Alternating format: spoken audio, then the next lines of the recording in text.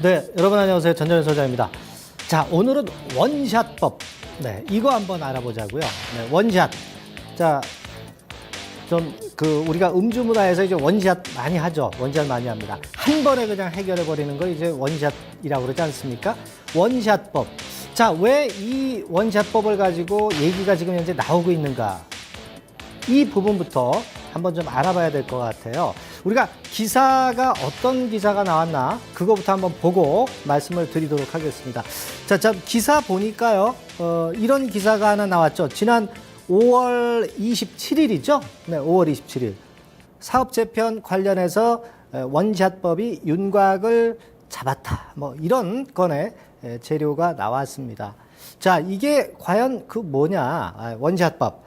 자, 우리가 이제 그렇게 생각을 해야 될 것 같아요. 원샷법이 생기게 된 이유는 이제 M&A를 좀 활성화해 주기 위한 목적이죠. 그리고 지금 현재 잘 안 나가는 사업이 많지 않습니까? 뭐 디스플레이라든가 철강이라든가 조선 이런 쪽에 구제해 줘야만 될 그럴 산업, 기업들이 분명히 존재해요. 예, 요즘 뭐 중국이 쫓아오고 있지 않습니까? 중우장대업 기업 같은 경우, 중우장대업 산업 같은 경우는 특히 그런 경우가 많은데 자, 이런 쪽에 괜찮은 기업들은 좀 뭔가 숨통을 터줘야 되겠다는 거예요.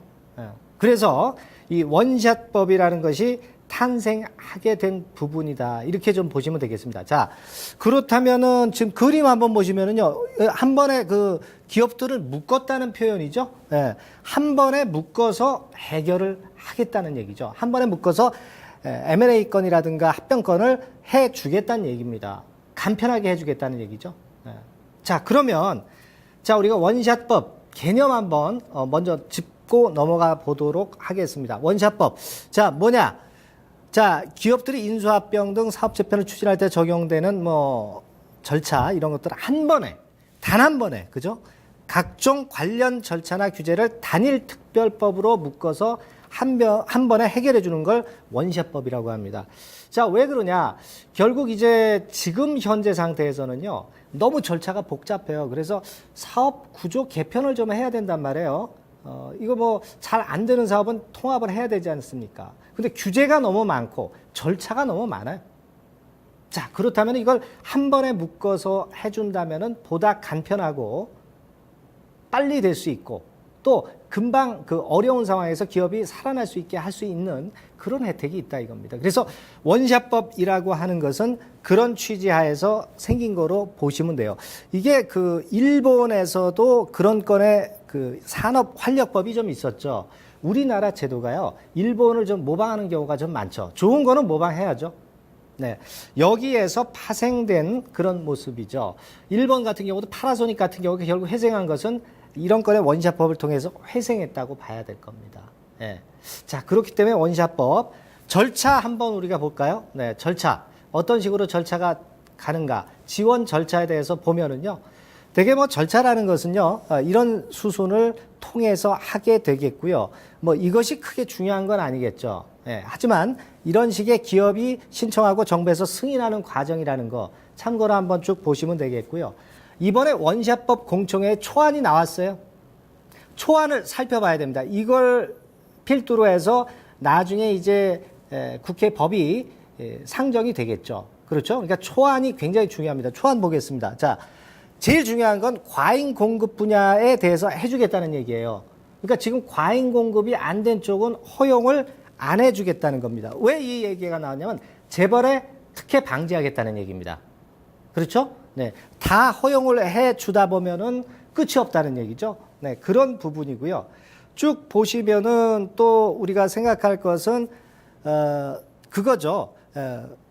기간 같은 경우 있죠. 매수 청구권, 합병할 때 매수 청구권이 있잖아요. 기간을 좀 단축하는 건의 재료, 20일 이내에서 10일 이내로 절차를 간소화하는 건의 재료라든가 매수 청구권에서 플러스 요인이 될 수 있는 부분, 그리고 아까 말씀드린 좀 안 되는 산업 쪽인데 과잉 산업 쪽을 구제해 주겠다는 거죠. 과잉이 아닌 것은 안 되겠다는 얘기예요.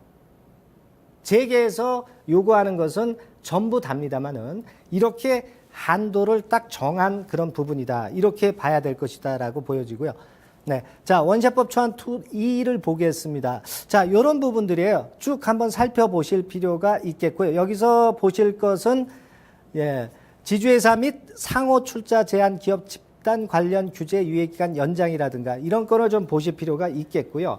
되게 기업이 합병을 하는데 손쉽게 해주겠다는 의도로 보시면 됩니다. 다만 아까 말씀드린 과잉 공급권은 제하자 이런 얘기죠. 정부 입장은요. 그렇게 보시면 되겠고. 자, 그 다음 그림 보세요. 그래서 결국 이번에는 자회사가 손자 회사한테 출자하는 거, 중복 투자하는 거 있죠. 요걸 허용을 해주게 됩니다. 그러면서 요 정도는 카바를 해주면서 지주회사 체제라든가 이런 쪽을 하는데 유리하게 하자는 거고요. 자, 그 다음 재계가 요구하고 있는 거하고 어떻게 틀린가 한번 보시겠습니다. 자, 이거죠. 예. 폭넓게 확대해달라고 하는 것인데 아까 과잉 공급 분야만 한정했다는 거, 이 부분이 차이가 지는 부분이고요. 재계가 요구하는 거랑은 그 부분이 좀 차이가 지죠. 네. 그리고 정부의 자의적 해석이 들어갈 우려가 있기 때문에 명확한 기준을 정해달라는 게 재계 입장입니다. 그죠? 네, 그런 식이에요. 그리고 지주회사 규제 완화라든가 심사 기간 이런 쪽 우리가 볼 필요가 있습니다. 자, 다음 그림 보겠습니다. 자, 그래서 지원 대상 사례, 이게 일본의 예인데요. 모두 다 지원을 해주지 않고 이런 일본의 예를 따를 가능성이 많습니다. 말씀드리자면 합병 이후에 생산성 향상이 이 정도로 돼야 지원을 해줄 의도를 정부가 갖고 있다는 거예요. 쭉 보시면 이런 부분들이 앞으로 향상이 돼야 지원 대상이 된다는 거, 이 부분을 한번 앞으로도 참고하실 필요가 있습니다. 자, 그래서 관련주가 뭐 있느냐 한번 좀 볼 필요가 있는데요. 대개 뭐 굵직굵직한 업체로서는 여러분들이 잘 아시는 삼성이나 현대차, SK그룹 쪽하고 중소기업주죠. 요 원샷법만 가지고 따진다면 중소기업 쪽이 유리할 수가 있어요. 그러나 앞으로 이제 금융지주회사법 개정안이 국회 계류 중이죠. 이것하고 원샷법하고 합친다면은요, 대기업들 지주회사들이 굉장히 유리해집니다. 그래서 제가 볼 때는 이런 쪽들에 관심을 좀 가질 필요가 있다라고 보고요.